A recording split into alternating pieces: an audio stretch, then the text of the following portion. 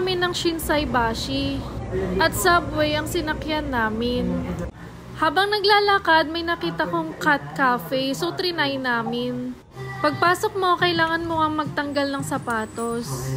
I-instruct ka nila kung anong dapat at hindi mo dapat gawin. At ito na ako nakikipaglaro sa mga pusa. Gustong gusto ko silang buhatin pero hindi pwede. Maiilap pa nga sila dahil siguro wala pa silang trust. Pero sana pwede ako magstay dito maghapon. Gagawa na lang ako ng sariling video sa cat cafe na to dahil madami akong video clips. At dahil nagutom na kami, naglakad na kami papuntang Shinsaibashi. At dito mo nga rin pala makikita yung famous na Glico. At dito nga ay kakain na kami ng lunch. Chicken with sauce nga yung in-order ko. Hindi ko matandaan kung anong klaseng sauce to. Tartar sauce yata. May kasama rin pala tong soup. At kadalasan sa mga Japanese food nga ay miso soup ang laging kasama.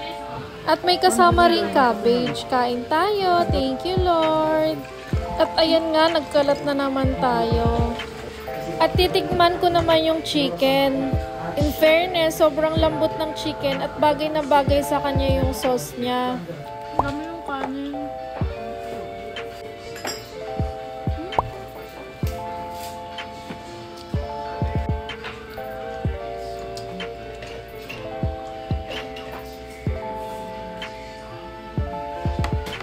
After kumain ay naglakad-lakad na nga kami at nakita ko tong dessert shop na to.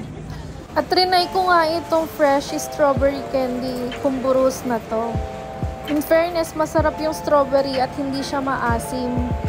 Yung green, hindi ko alam kung anong prutas yan pero mas maasim siya kaysa sa strawberry.